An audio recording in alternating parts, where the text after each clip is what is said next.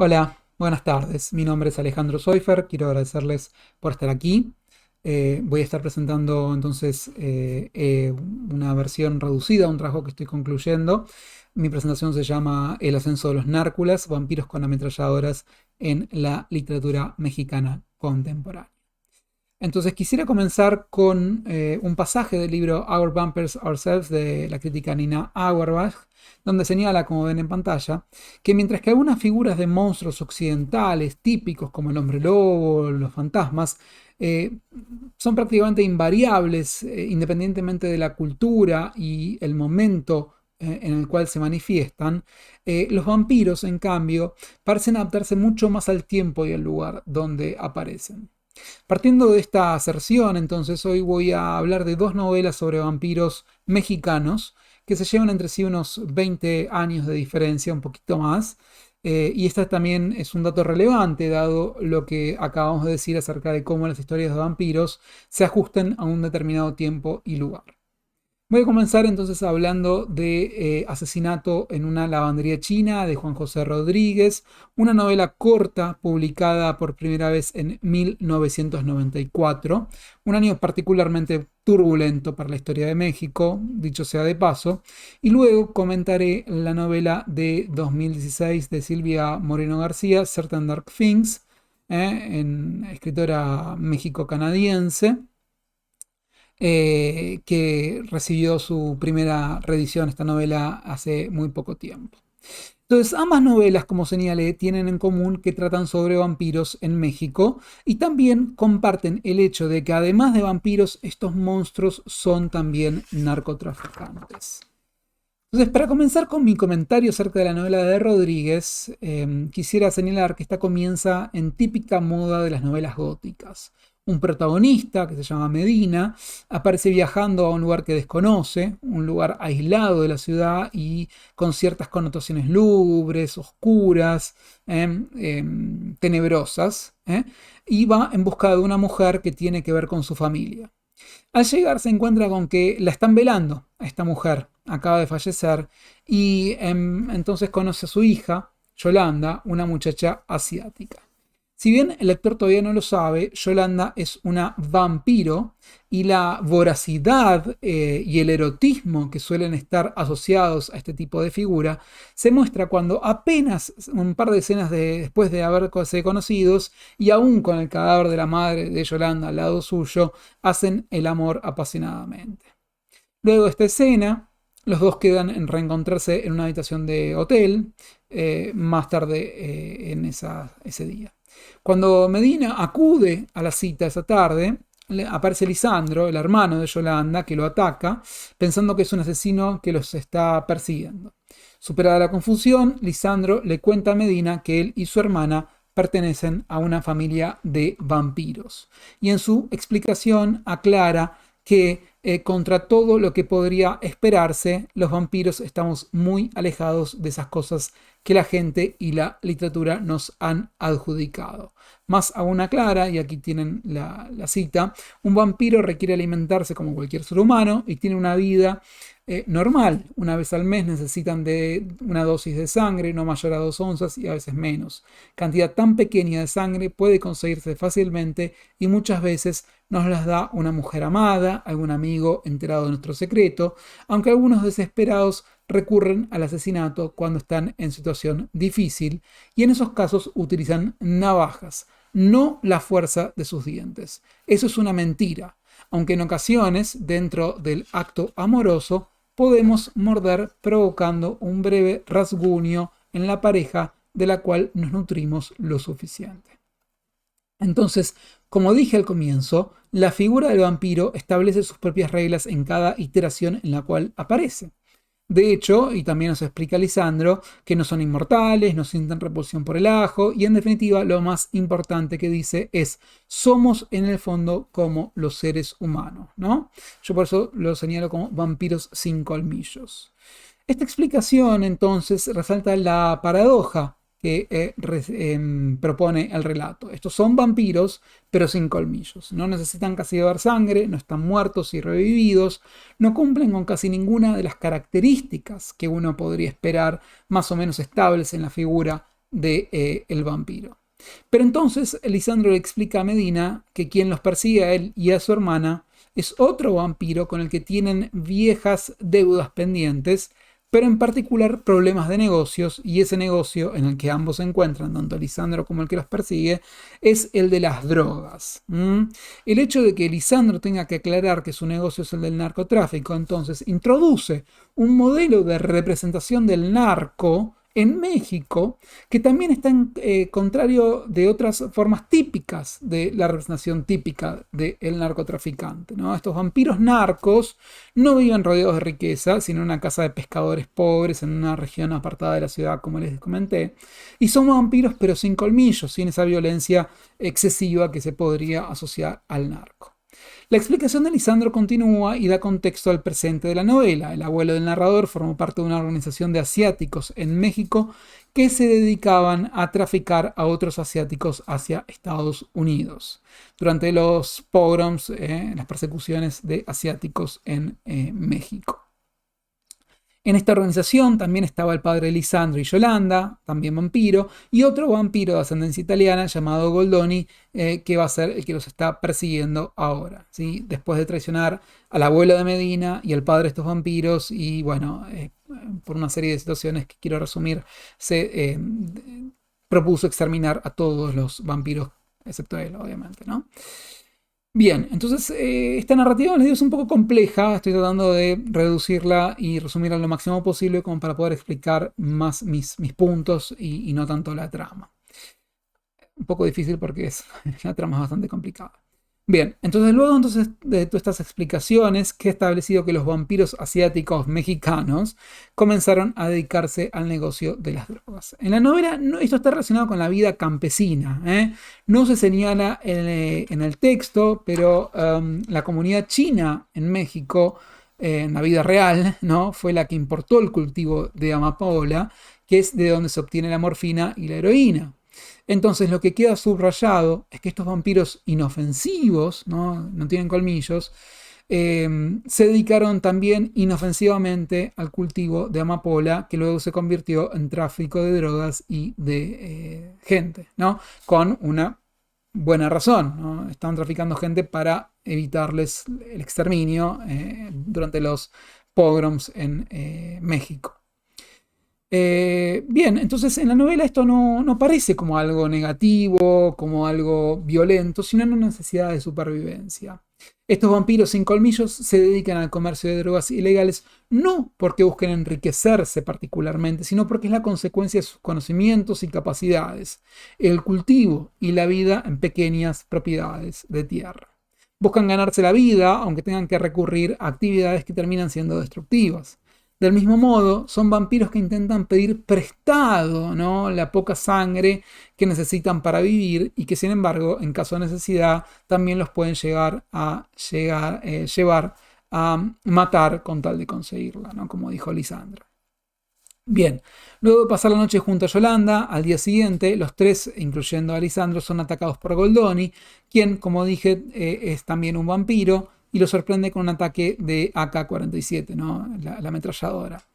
Aquí, de nuevo, entonces es interesante ver cómo este vampiro utiliza un arma automática y no lo que podrían ser sus poderes vampíricos.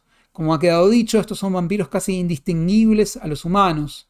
En este sentido, entonces, el narco es representado como un ser humano apenas más monstruoso y en general bien intencionado. El problema sería cuando alguno enloquece, como Goldoni, y comienza a masacrar inocentes. La situación concluye con Lisandro y Goldoni muertos y Yolanda y Medina viviendo juntos, aprendiendo a adaptarse a la convivencia entre humano y vampiro.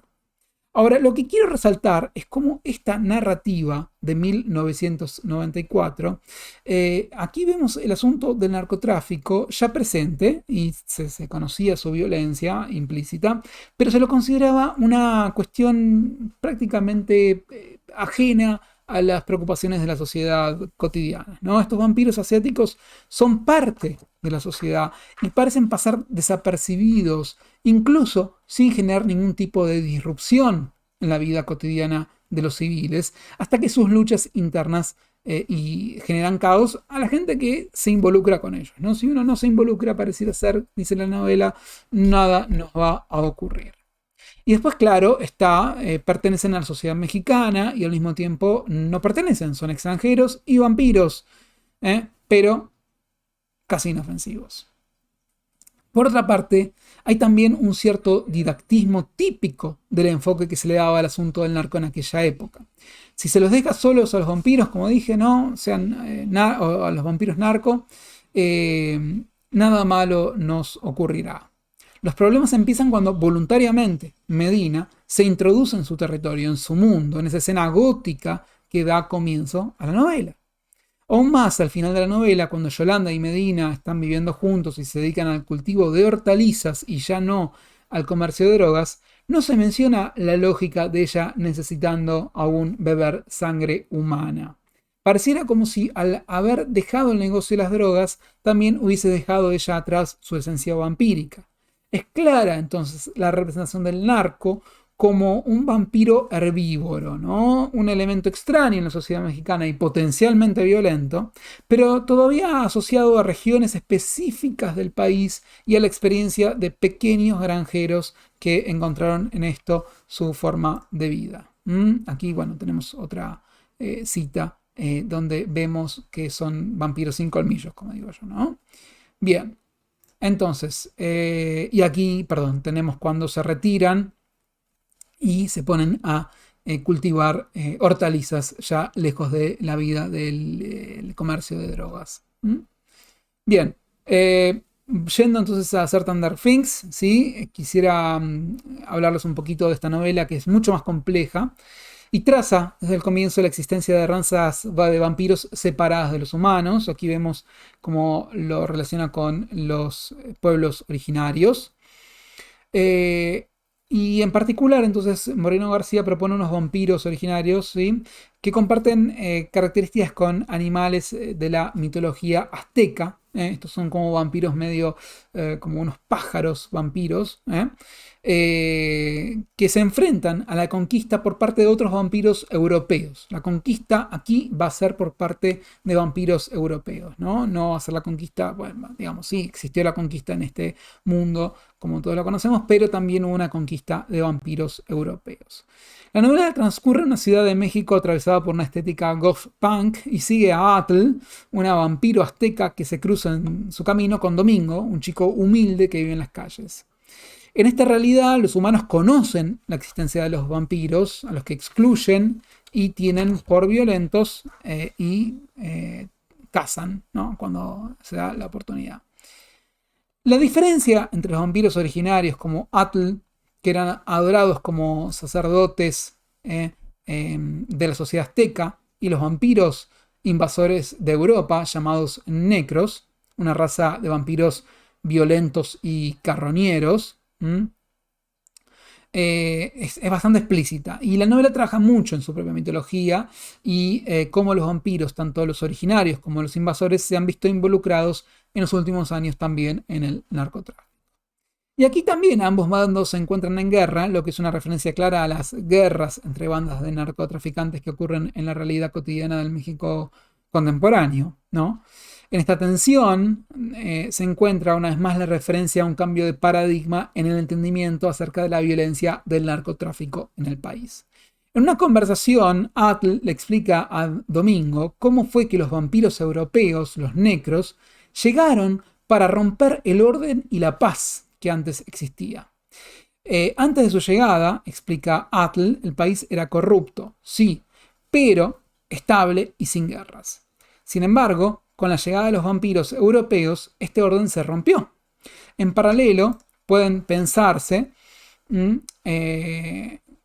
cómo en el año 2000, con la caída del PRI, del Poder Ejecutivo Nacional en México, y el ascenso del PAN, se produjo una ruptura de los pactos que el PRI había establecido con los narcotraficantes, en el cual, tal y como vimos en la novela de Rodríguez, eran libres prácticamente de hacer a gusto, siempre y cuando no se entrometieran con la sociedad civil y estuviera la mordida, ¿no? El soborno para las autoridades.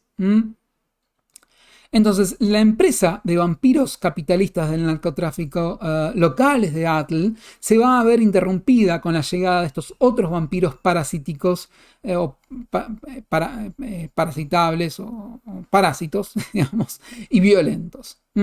Si los vampiros originarios eran apenas granjeros de bajos ingresos, los nuevos, los necros, son más violentos y sin límites, y van a romper esta dinámica, y en particular van a romper el mercado controlado por el Estado para llevar el comercio de drogas a un mercado desatado de competición violenta.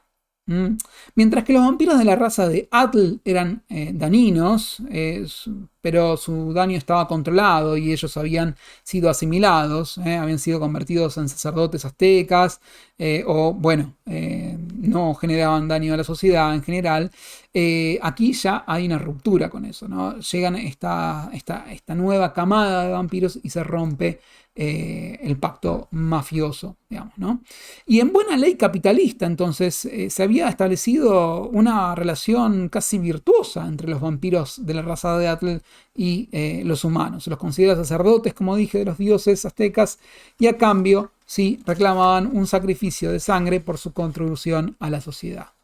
Del mismo modo, y como lo señala una famosa cita Karl Marx, el capitalista demanda la extracción de la plusvalía que genera el trabajador y a cambio le provee de trabajo y una forma de ganarse la vida, ¿sí? Por eso Marx va a decir que el capital es un vampiro, justamente. En cambio, con la llegada de los necros se desestabiliza ese sistema, que pasa a ser uno de pequeños latifundistas, pequeños granjeros, a una guerra violenta entre clanes de vampiros narcos. Se plantea este cambio de paradigma entre una economía de supervivencia, como la que también vimos en la novela de Rodríguez, y esta nueva forma de capitalismo salvaje y violento. Los paralelos con la situación real del país son sugerentes. No solo la caída del PRI representó la caída de los pactos que sustentaban un sistema corrupto pero autocontenido, donde los narcotraficantes respondían a la estructura del partido y no se involucraban en gran medida con la población civil, sino que también el ascenso del PAN, un partido político todavía más a la derecha que el PRI, representó un pronunciamiento del movimiento hacia el libre mercado y el desmantelamiento del estado de bienestar, que, como ya sabemos, también había comenzado incluso antes con la presidencia de Miguel de la Madrid en los 80 y que había alcanzado nuevas cimas luego de la firma del tratado de el NAFTA, ¿no? En 1994, justamente año de la aparición de la novela de Juan José Rodríguez.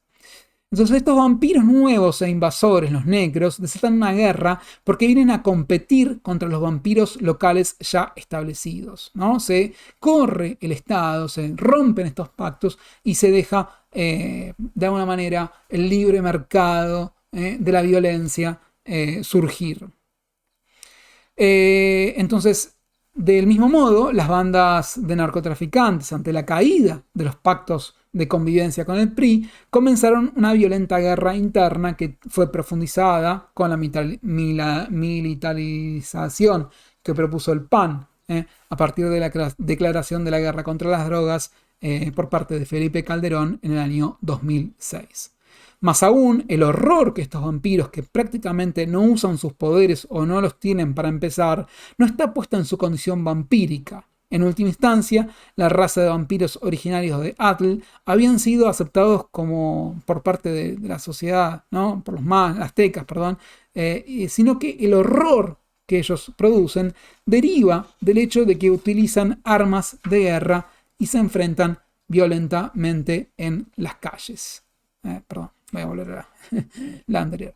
Entonces no son estos vampiros virónicos y románticos, ¿no? de Lord Byron, sino que son bestias cuyo salvajismo pasa por su violenta disputa por mercados en un sistema de capitalismo tardío que se rige en algunos lugares del mundo con mayor violencia física por medio de la imposición por la fuerza de una posición dominante de mercado.